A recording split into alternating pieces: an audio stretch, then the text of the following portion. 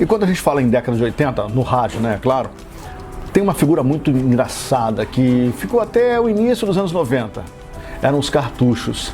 Se você procura no Google hoje cartucho, você só vai ver cartucho de impressora. Impressionante.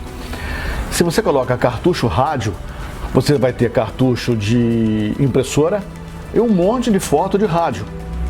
Agora, se você coloca cartucho musical para rádio, aí você vai ter, não assim na hora, mas você vai aparecer um cartucho lá, que na verdade é esse aqui, ó. Pois é, então, por que eu vou falar sobre isso? Eu acho que isso é representação do rádio analógico, do rádio antigo, né? E o que isso modificou, o que trouxe, enfim, vamos falar sobre isso nesse episódio de hoje, em homenagem aos cartuchos. Vamos lá. Opa, então já percebeu que nós hoje vamos falar sobre o cartucho, uma peça fundamental na transmissão de TV, de rádio, principalmente rádio. O rádio na década de 70, já meados da década de 70, começou a usar o cartucho e foi fantástico, porque até então era tudo vinil. E o cartucho, ele dá mais noção de organização. Você imaginou você tocar um vinil onde, para você tocar determinada faixa, vinha escrita dessa forma, ó, faixa 18, lado B, vinil número 37 internacional. Caraca, você ia errar, isso foi feito para dar errado, né? E o cartucho, quando chegou, gente, foi muito bom o cartucho, porque aí você olhava assim o cartucho, né? Pegava a música na mão, pegava. Olha, aqui está, por exemplo, Lulu Santos. Lulu Santos, a música tal, aí está escrita ali. Música Lulu Santos, cartucho 37, Lulu Santos, música, sei lá, Condição. Na frente do cartucho vinha assim, né, na borda, né? E você olhando ele assim de frente, aí tinha Lulu Santos, música tal, intérprete, número tal do cartucho, mas tinha também uma coisa importante, era a intro. O que é a intro? É a introdução, né, musical, sem a voz do Lulu Santos, no caso aqui do cartucho, em que você podia falar: olá, bem-vindo à rádio tal, você está aqui, tantos megahertz, na cidade tal, o tempo tá bacana, espero que fique assim, uma boa tarde para você aqui na rádio tal. Você parava de falar e o Lulu Santos começava a cantar. Isso era para não misturar a voz do Lulu Santos cantando com a voz do DJ, do disc jockey, do comunicador, do locutor FM, então é isso. E tinha também uma outra informação, o tempo total de música.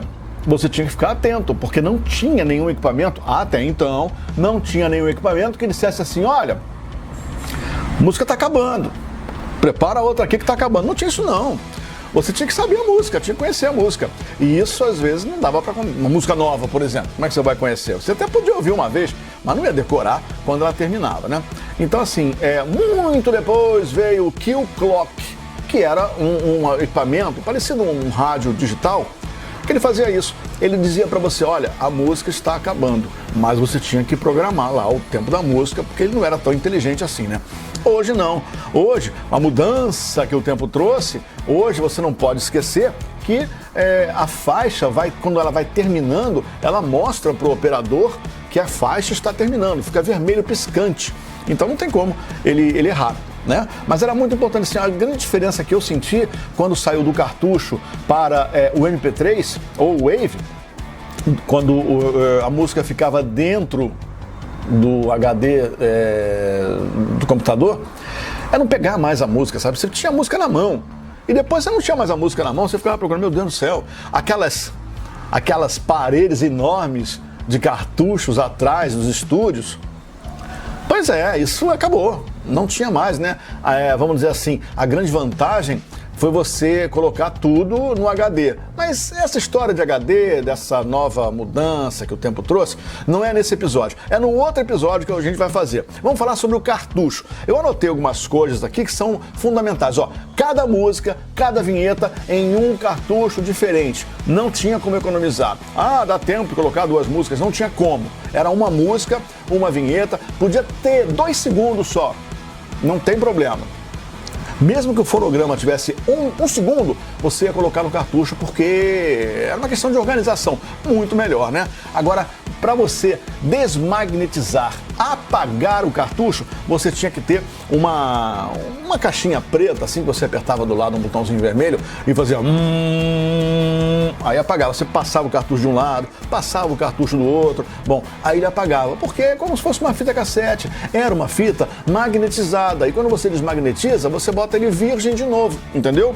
Então, por isso é que depois só podia regravar alguma coisa depois que o cartucho estivesse limpo, senão não adianta nada, né? Agora, um cartucho sem kill, o que é isso? Um cartucho sem kill é um cartucho que não para. Você imagina que para ter música, para ter áudio irradiado, você tem que ter uma cartucheira. Uma cartucheira para tocar cartucho?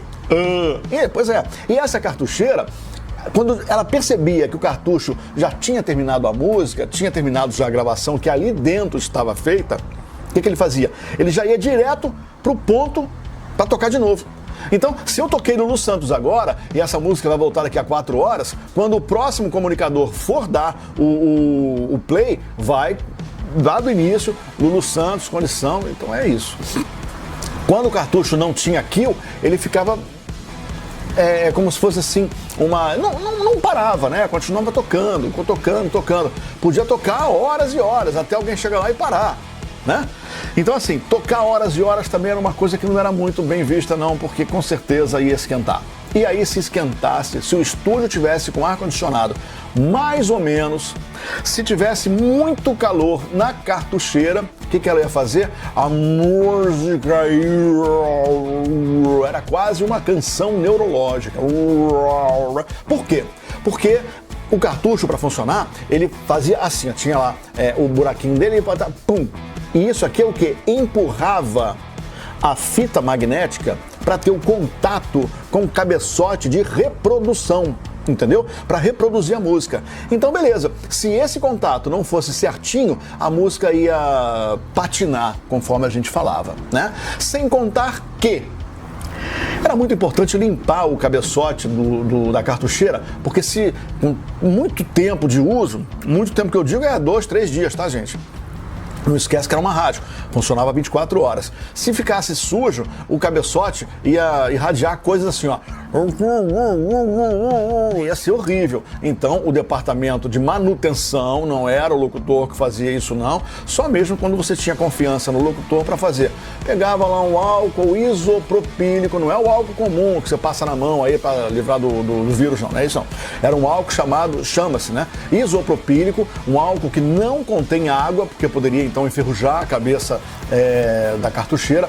Então, para evitar isso, o álcool era isopropílico. Limpava, a cartucheira estava nova de novo. E coisa assim de 1 ou 2 anos, era interessante trocar o cabeçote da cartucheira, que era o terror dos donos da rádio, porque custava muito, muito caro, né? Então é isso. Esse cartucho sem kill, ele não parava. E o cartucho com kill, é lógico, era aquele cartucho que ia pro ponto depois que a música acabasse. Agora, tem casos aí, a história nos diz isso o tempo todo, era muito comum ter o cartucho fora do ponto. E aí até o locutor falava, ih, meu Deus do céu, encontramos aqui um cartucho fora do ponto, me desculpe. E o grande público não sabia o que era um cartucho e muito menos que era um cartucho fora do ponto, um cartucho que provavelmente tinha perdido o ônibus porque estava fora do ponto. Não é nada disso. Fora do ponto é porque é o início da música. Quando você gravava um cartucho, você soltava lá a gravação ou numa fita de rolo ou num vinil, que era muito comum. Na hora que ele começou a tocar, você já dava rec. Então ele gravava e já criava ali um ponto de referência. Quando acabasse, ele voltava para aquele ponto para o outro comunicador, o outro operador tocar de novo a música. Bom, quando ele ficava fora do ponto, era porque às vezes era muito comum você, com muita pressa, dar o stop da cartucheira, né? Tinha play e tinha stop, as primeiras, né? Depois tinha até uma que é fast forward, aquela o FF, né? Que adiantava o cartucho. Mas as primeiras não. As primeiras tinham somente o stop e o play. Aí o que acontecia? Aí o cara lá querendo acabar logo o negócio, querendo logo operar, botar outra coisa na cartucheira para tocar, ele dava o stop. Então tinha uma regrinha, né? Pelo menos nas rádios que eu trabalhei, era uma regrinha básica de operador. Quando você dava o stop no cartucho, automaticamente ele não estava no ponto. O que você fazia? Tirava ele e botava ele ao contrário, de cabeça para baixo. Ou então, como uns dizem, né? De ponta cabeça. Você colocava ele e botava em cima da mesa. Aquele cartucho de cabeça para baixo, de ponta cabeça, aquele cartucho ali, ele realmente estava fora do ponto. Depois você pegava ele com calma e botava lá o play, né?